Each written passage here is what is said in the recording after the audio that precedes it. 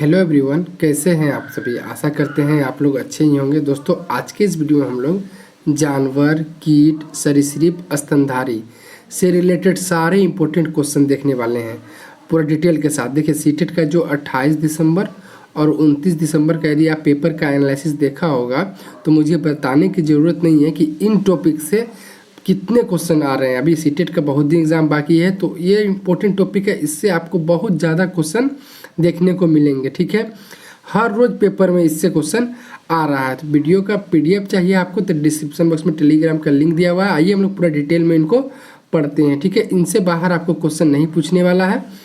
यदि चैनल पर नए होंगे तो प्लीज़ चैनल को सब्सक्राइब कीजिएगा, ग्रुप वगैरह में शेयर कीजिएगा। वीडियो का पीडीएफ डिस्क्रिप्शन बॉक्स में टेलीग्राम का लिंक दिया हुआ है।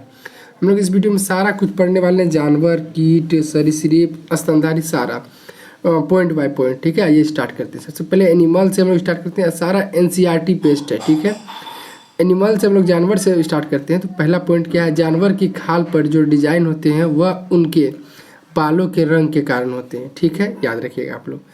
दिन में जागने वाला जानवर आमतौर पर कुछ रंग ही देख पाते हैं। जो जानवर दिन में जागते हैं वो आमतौर पर कुछ रंग को ही देख पाते हैं। रात में जागने वाला जानवर निशाचर जिसे कहते हैं वह हर चीज़ को सफ़ेद और काली ही देखते हैं। जो जानवर रात में जागते हैं ना, वो हर चीज़ को उन्हें काली या सफ़ेदी दिखाई देती है। जैसे एग्जांपल दिया हुआ है उल्लू, चमगादड़, रेगिस्तानी चूहे। ठीक है, आगे देखते हैं हम लोग इम्पोर्टेंट पॉइंट। बहुत से जानवर किसी खास मौसम में लंबी गहरी नींद में चले जाते हैं, जैसे छिपकली। ठीक है, आगे देखते हैं हम लोग इम्पोर्टेंट पॉइंट। आगे क्या है इम्पोर्टेंट पॉइंट, कुछ जानवर तूफान या भूकंप आने के कुछ देर से पहले अजीब हरकत करने लगते हैं। जंगलों में रहने वाले लोग समझ जाते हैं कि कुछ बुरा होने वाला है। आप लोग जानते हैं कोई कोई जानवर पहले ही समझ जाता है। जैसे कि देखिए, गुजरात में भूंज भूकंप 2001 में जो आया था, पहले आदमी लोग समझ गए थे। ठीक है, आगे देखते हैं इंपॉर्टेंट पॉइंट। जानवरों में भी देखने, सुनने और महसूस करने की शक्ति होती है। वैज्ञानिकों का मानना है कि कई जानवरों की अपनी पूरी भाषा होती है, जैसे कि व्हेल मच्छी। आगे देखिए इंपॉर्टेंट पॉइंट क्या है, जिन जानवरों के बाहरी कान व शरीर पर बाल होते हैं वे बच्चे देते हैं। आप याद रखिएगा, बाहरी कान जिन जानवर का होता है, शरीर में बाल, वो बच्चे देते हैं। जिन जानवरों के बाहरी कान व शरीर पर बाल नहीं होते वे अंडे देते हैं। याद रखिएगा, इंपॉर्टेंट पॉइंट है।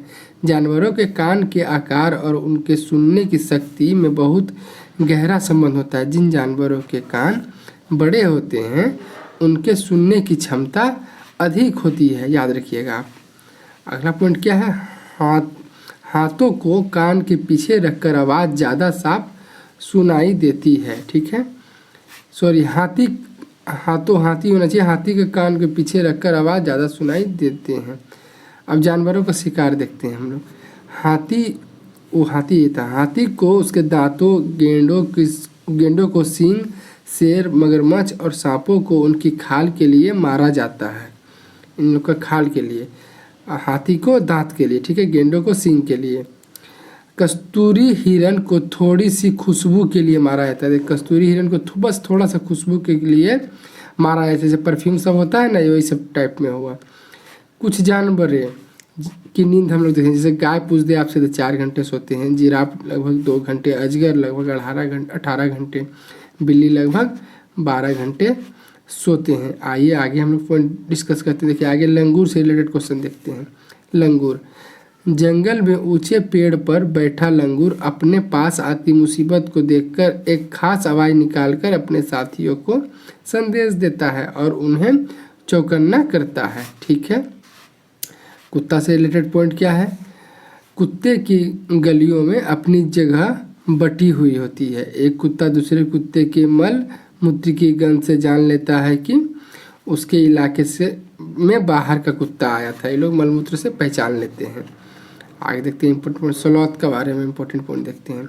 स्लॉथ दिखने में भालू की तरह होते हैं, पर ये भालू से अलग होते हैं। ये दिन में करीब 17 घंटे पेड़ों से उल्टे लटक कर आराम कर सोते रहते हैं।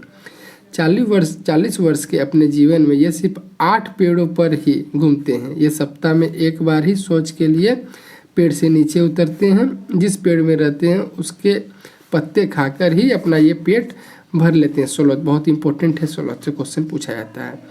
बाघ की बात करूँ मैं, बाघ अंधेरे में हमसे 6 गुना बेहतर देख सकता है।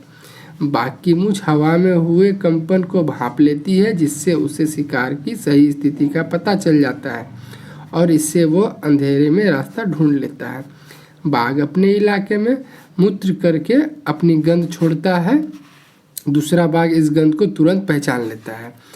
पीडीएफ चाहिए आपको, डिस्क्रिप्शन बॉक्स में टेलीग्राम का लिंक दिया हुआ है। और मेरे द्वारा हर एग्जाम का एनालिसिस करवाया था। 28-29 का जो सीटेट का पेपर हुआ था उसका भी एनालिसिस करवाया था मैंने। इन टॉपिक से आपको मुझे बताने की ज़रूरत नहीं है, भर भर के क्वेश्चन आ रहा है। ये लोग आप लोग भली भांति जानते होंगे इस चीज़ को। बाघ मौके के अनुसार अपनी आवाज़ बदलता रहता है। बाघ का गुराना 3 किलोमीटर दूर तक सुना जा सकता है। बाघ के दोनों कान बाहर की आवाज़ इकट्ठा करने के लिए अलग अलग दिशाओं में बहुत ज़्यादा घूम जाते हैं। बाघ हवा में पत्तों के हिलने और शिकार की झाड़ियों में हिलने से हुई आवाज़ के अंतर को तुरंत भांप लेता है कि ये शिकार, मतलब पत्ता जो हिलता है जंगल में तो वो शिकार हिला रहा है या तो फिर पत्ता अपने हवा से हिल रहा है, वो समझ जाता है इस चीज़ को। हाथी से इम्पोर्टेंट हम लोग पॉइंट देखते हैं। हाथी को पानी और कीचड़ में खेलना बहुत पसंद है, इससे उसके शरीर को ठंडक मिलती है। हाथी के कान पंखे जैसे होते हैं, गर्मी लगने पर हाथी अपने कान हिलाकर हवा करता है।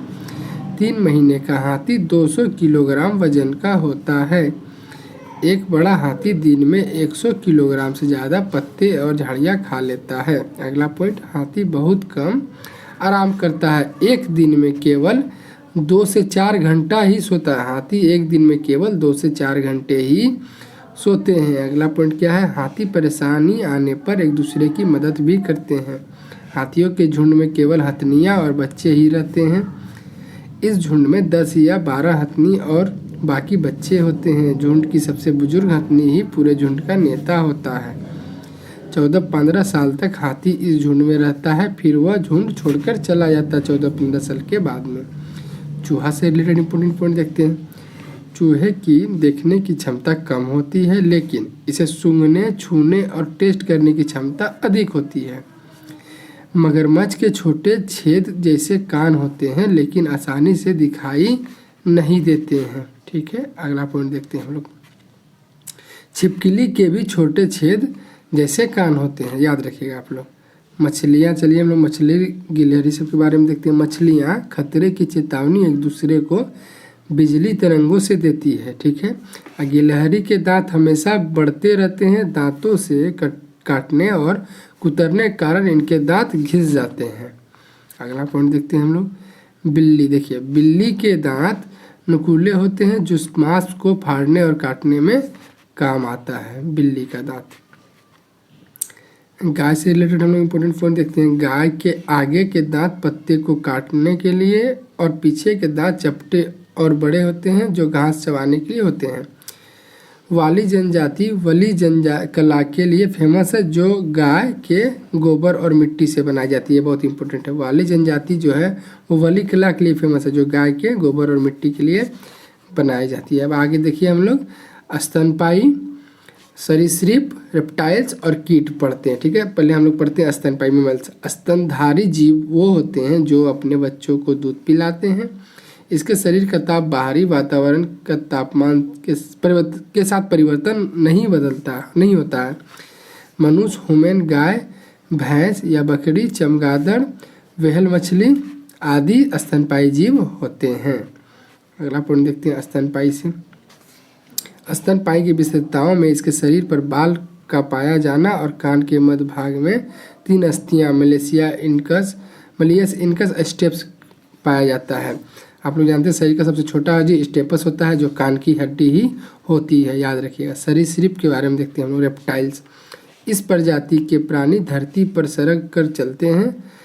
ये हवा में सांस लेने वाले रीढ़धारी जंतु का समूह है। सांप, छिपकली, कछुआ, घड़ियाल, मगरमच्छ आदि सरीसृप के उदाहरण हैं। कीट हम लोग पढ़ते हैं। देखिए कीट क्या हुआ, इंसेक्ट। कीटों का प्रमुख उदाहरण है, देखिए बिच्छू हुआ, चिलचिट्टा, मक्खी, मच्छर, मक्खी, तितली, चींटी। कई बार क्या होता है, आपको 4 ऑप्शन देते हैं, आपको बोलता है ये कौन इनमें से कीट है, तो काफ़ी कन्फ्यूजन रहता है, तो आप लोग पूरा देख के क्लियर कर लीजिएगा। आइए हम लोग डिस्कशन करते हैं आगे परजीवी और सहजीवी। परजीवी देखिए, पैराटाइज में क्या होता है, वे जीव जो किसी अन्य जीव पर आश्रित होते हैं, डिपेंड होते हैं और उनसे अपना फायदा उठाते हैं, और जिन जीवों पर ये आश्रित होते हैं उन्हें नुकसान पहुंचाते हैं, परजीवी जंतु कहलाते हैं, जैसे जोग, जू, अमरबेल आदि। तो तब एक जीव का फायदा होता है तथा दूसरे अन्य जीव को नुकसान होता है, ऐसे संबंध को परिजीवी कहते हैं। अब सजीवी की बात करें हम, तो सजीवी जब दो जीव या पौधे एक दूसरे पर निर्भर रहते हैं तथा एक दूसरे को लाभ पहुंचाते हैं तो इन्हें सजीवी कहते हैं, तथा इस प्रकार के संबंध को सजीवी कहा जाता है। और पेड़ पौधों का यह गुण सहजीवी कहलाता है। मटर के पौधा और राइजोबियम सहजीवी जीवों के उदाहरण है। इसी प्रकार लाइकेन व शैवाल और फफूंद सहजीवी के उदाहरण हैं।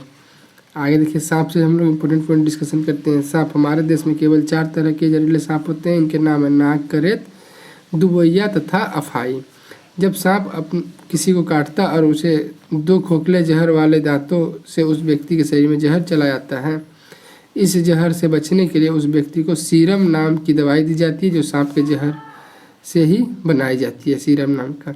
सांप के दांत नकुले होते हैं, लेकिन वह अपने शरीर शिकार को चबाकर नहीं खाता बल्कि पूरा निगल जाता है। सांप के बाहरी कान नहीं होते हैं, वह जमीन पर हुए कंपन को ही सुन पाता है। सपेरों को कौल्विया भी कहते हैं। कौल्विया